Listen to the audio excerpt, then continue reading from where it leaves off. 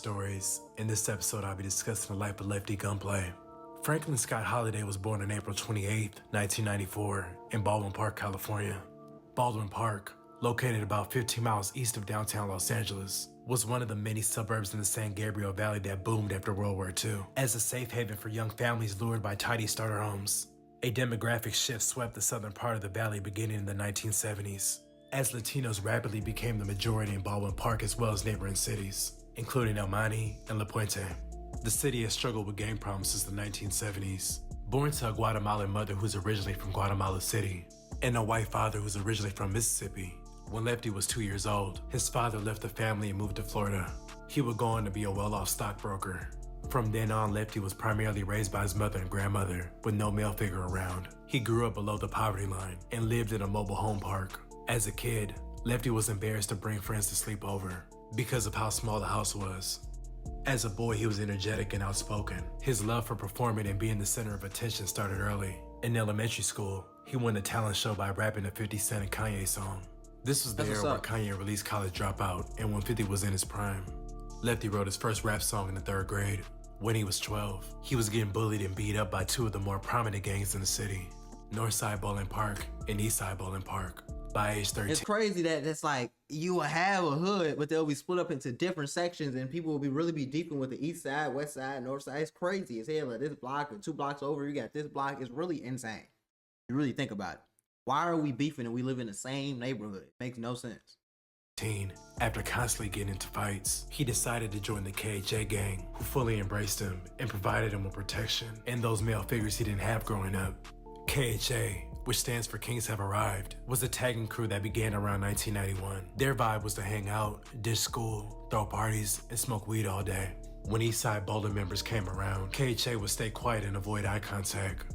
Initially, they wasn't on that. They just wanted to tag the city up. Early on, it appeared the requirements to be in KHA was to be a pretty boy or come from a family with money that would lock in an invitation.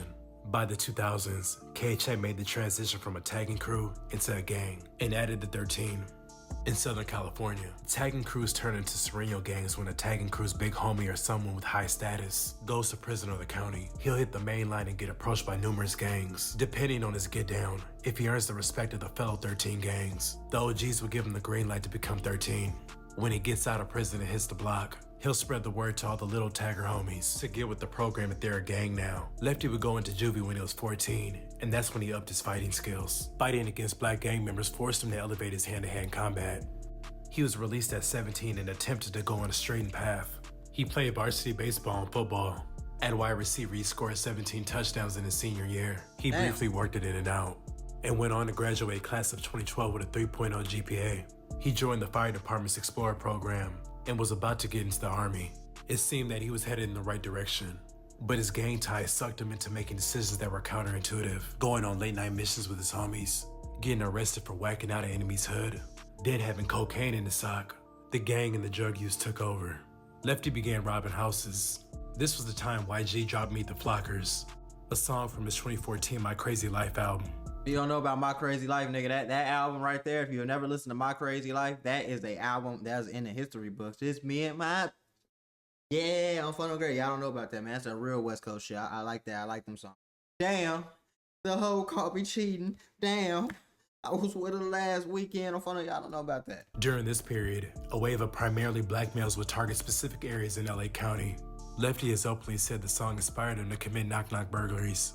He continued to take a deep dive into the gang world, far from his pretty boy days when he was into his swag era phase.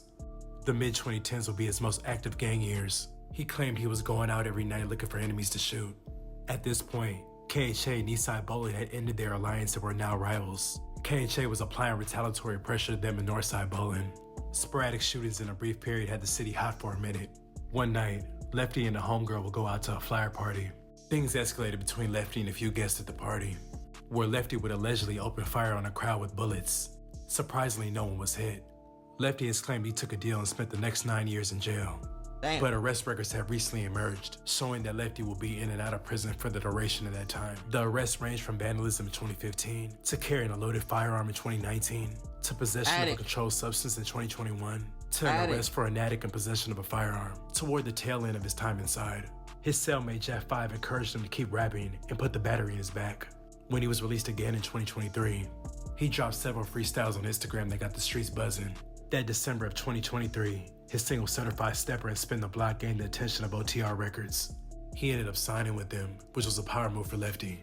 In February 2024, he dropped his debut project Rookie of the Year, featuring the standout track Boulevard Babies. He followed that project up with Famous Gangbanger. In the midst of his rapid rise to fame, Lefty and a few entertainers exchanged back and forth shots over songs and on the internet. Lefty Gunplay a bitch ass nigga. Let's not forget who you really are. Bitch ass nigga just mad in his feelings because my nigga pulled up to his city, did a no jumper on Adam shit. You feel me? He's just mad because motherfuckers from Northern California is pulling up to your section in your area and making moves in place. But you ass niggas ain't never coming to the Bay making no motherfucking moves in place. Your whole swag, your whole persona. Well, I mean, I don't think anybody wants to come to the Bay. In his defense, I don't think the Bay is a place I would want to come to make some moves. No one ever talks about the Bay. I just know you'll get robbed and they got the Warriors. That whole shit, that's Bay Area shit. You motherfuckers out there is influenced by the Bay Area. You bitch ass niggas never used to talk like that, never used to dress like that, period. You motherfuckers, you say we was black wannabes and whoop-de-woo-wah. And now look at you motherfuckers. Bay Area influenced by us motherfuckers. Niggas could never be us. Motherfuckers will run around with bald heads, dirty ass t-shirts, and dirty ass Cortez. The fuck out of here. Things came to a head when Norteño rapper Bands dropped his Lefty diss track, titled The Frank Story. It shot the video in Lefty's hood. In the video, he could be seen at their liquor store and exact hangouts, outside his mother's house, even spraying NX4 on the wall with the whacked S. In June of 2024, Lefty made headlines when he said he wouldn't allow his daughter to date a black guy. Me, myself, personally, I'm not gonna come home or I'm not gonna let my daughter come home with a black dude. I'm gonna be like, what the fuck? You know what I'm saying? And that's just the way it is out here for my people. I ain't gonna lie, that's just how he was raised. That's why I don't really like interracial dating, because a lot of the time, like, the families do be, you know? My thing is, I date a black girl, I'm cool. There's not gonna be too much static between me and a black family. I'm cool, we both black. If I go to a Mexican girl or a white girl family, it's probably gonna be some static because they be thinking like that, which is crazy.